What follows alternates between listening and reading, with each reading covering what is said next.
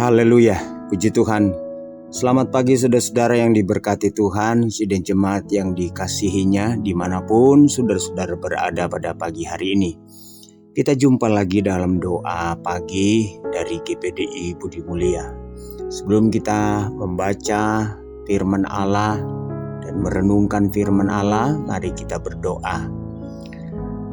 Bapa, di dalam nama Tuhan Yesus Kristus, Tuhan dan Juru Selamat kami, pagi hari ini Bapa, kami datang kepadamu dengan penuh ucapan syukur. Tuhan, kami datang, kami boleh merasakan betapa Engkau begitu baik dalam kehidupan kami.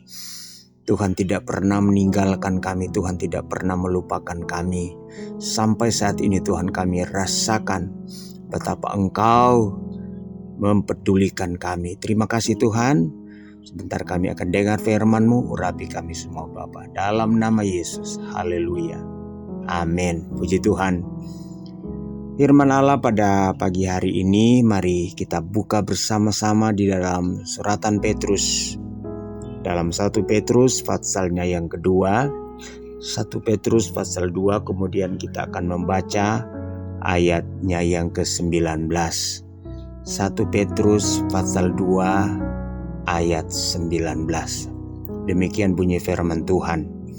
Sebab adalah kasih karunia jika seorang karena sadar akan kehendak Allah menanggung penderitaan yang tidak harus dia tanggung. Puji Tuhan.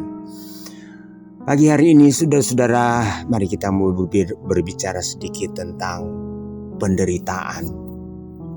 Tentu saudara, kalau kita berbicara penderitaan itu sesuatu yang tidak enak. Kalau kita berbicara penderitaan itu sesuatu yang tidak menyenangkan. Ada begitu banyak orang yang takut dengan penderitaan. Ada begitu banyak orang, saudara-saudara, dengan segala daya dan upaya, dia berusaha untuk menghindarkan diri dari penderitaan. Karena memang saudara-saudara, siapapun dia, tidak ada seorang pun yang berharap menderita. Tidak ada seorang pun yang menginginkan penderitaan. Tidak pernah ada seorang pun yang bercita-cita untuk menderita. Ya, siapapun dia, semua orang ingin sesuatu yang enak, ingin sesuatu yang baik. Ya, semua orang ingin yang namanya bahagia. Semua orang ingin yang namanya kesenangan. Semua orang ingin yang namanya hidupnya selalu enjoy setiap hari. Sehingga dia berusaha untuk menghindar dari penderitaan. Tetapi saudara-saudara, pada pagi hari ini tentu kita berbicara penderitaan yang berbeda dengan mungkin penderitaan yang kita alami, ya, karena kesalahan, karena keadaan, karena situasi, kondisi, ekonomi, keuangan yang tidak lagi baik. Tetapi saudara-saudara, penderitaan yang kita bahas pada pagi hari ini, firman Allah katakan, penderitaan saudara-saudara yang dikehendaki Allah. Nah, saudara, kalau kita membaca sepintas ayat ini, seperti ini ayat sangat bertolak belakang dengan keinginan kita, ya. Tentu mungkin agak kontradiktif, ya, karena penderitaan yang dikehendaki oleh Allah. Nah, saudara, kalau kita baca ayatnya yang ke-18, memang perikop ini Petrus dia berbicara tentang penderitaan Kristus sebagai teladan. Berarti saudara-saudara, penderitaan yang dimaksud oleh Petrus ini adalah penderitaan yang ada erat kaitannya dengan iman Kristen.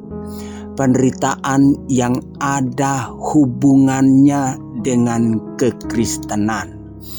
penderitaan yang ada hubungannya dengan keimanan. Penderitaan saudara-saudara yang ada hubungannya dengan ketaatan kita kepada Tuhan.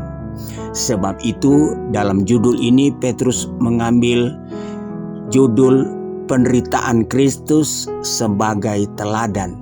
Kenapa Petrus mengambil Kristus sebagai teladan? Karena dalam ayat yang lain firman Allah katakan Dia yang tidak berdosa telah dijadikan dosa.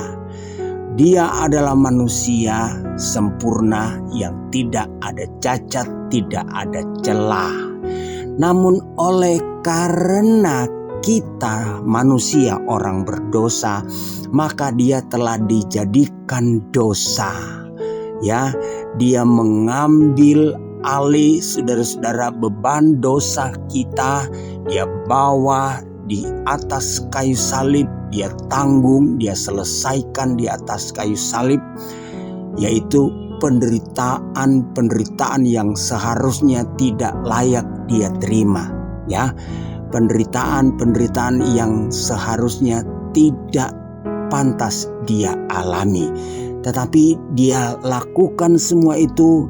Dalam kitab Filipi Dia telah menjadi taat dan taat sampai mati, bahkan mati di kayu salib.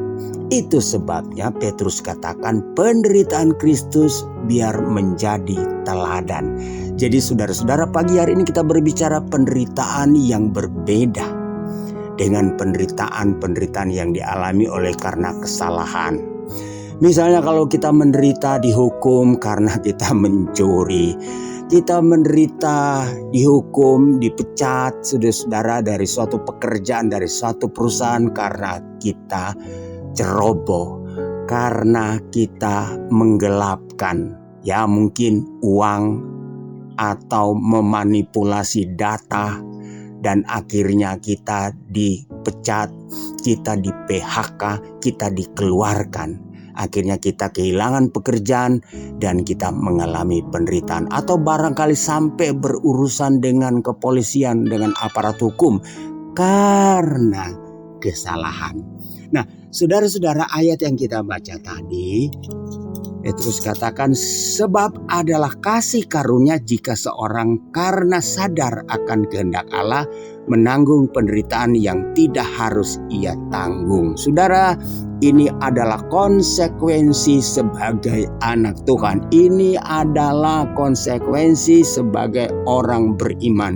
Ini adalah penderitaan, bukan penderitaan biasa, bukan penderitaan saudara-saudara seperti yang kita terima karena kesalahan kita, tapi ada kehendak Allah. Sebab Yesus katakan setiap orang yang mau mengikut dia harus menderita dan pikul salib.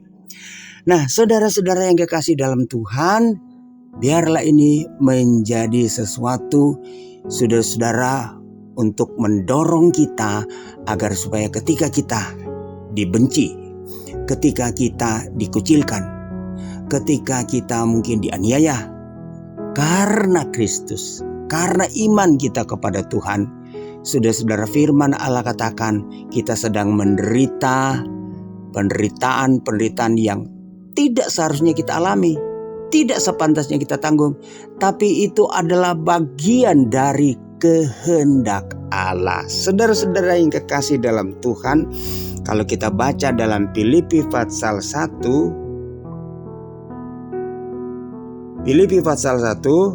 kemudian kita akan membaca ayatnya yang ke-29.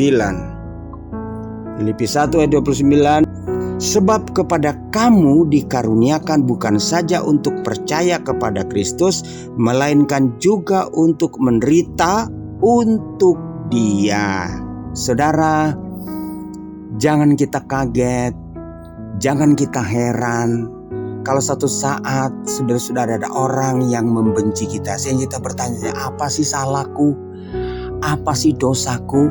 Saudara-saudara, kita harus sadar bahwa memang Yesus sudah katakan di dalam Yohanes pasal 16.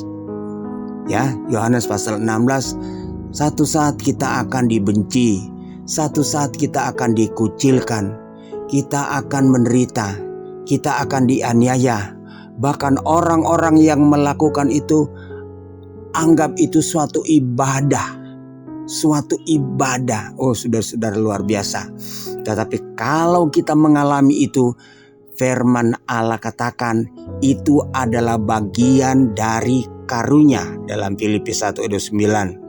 Kepada kita dikaruniakan bukan saja untuk percaya, bukan saja untuk menerima keselamatan, bukan saja untuk menikmati berkat-berkat Tuhan, bukan saja untuk menikmati mujizat-mujizat Tuhan, pertolongan-pertolongan Tuhan, tetapi di dalamnya ada penderitaan-penderitaan yang akan kita alami sebagai konsekuensi daripada keimanan kita kepada Yesus. Firman Allah katakan, jangan kaget, jangan heran.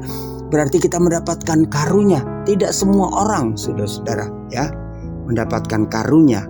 Jadi menderita bagi Kristus itu adalah merupakan karunia daripada Allah. Haleluya. Yohanes pasalnya yang ke-16, kita baca ayat 1 mulai. Semuanya ini kukatakan kepadamu supaya kamu jangan kecewa dan menolak aku.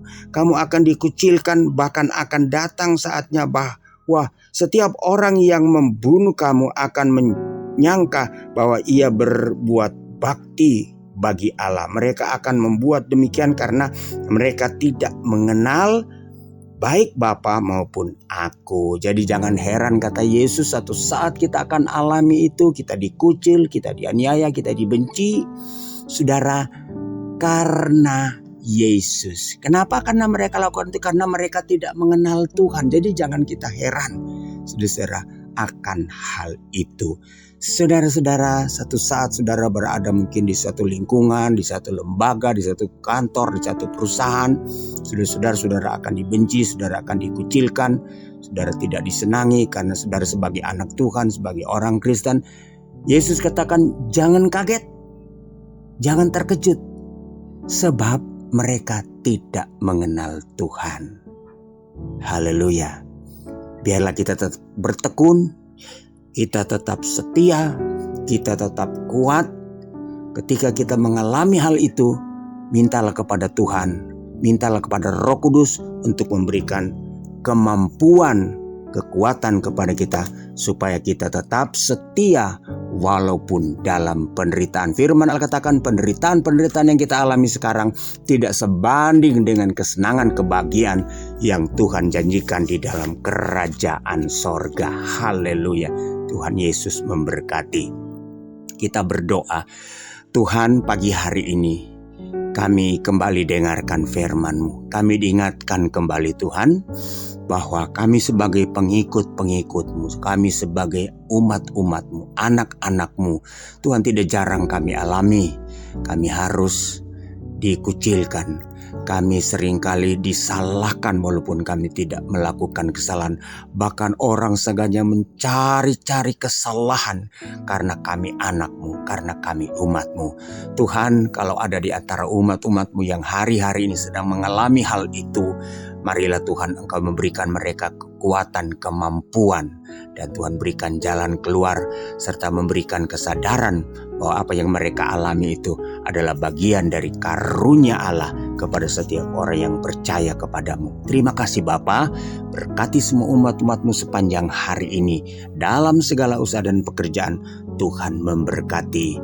Inilah yang menjadi doa kami Bapa dan syukur kami di pagi hari ini. Dalam nama Yesus, haleluya, amin.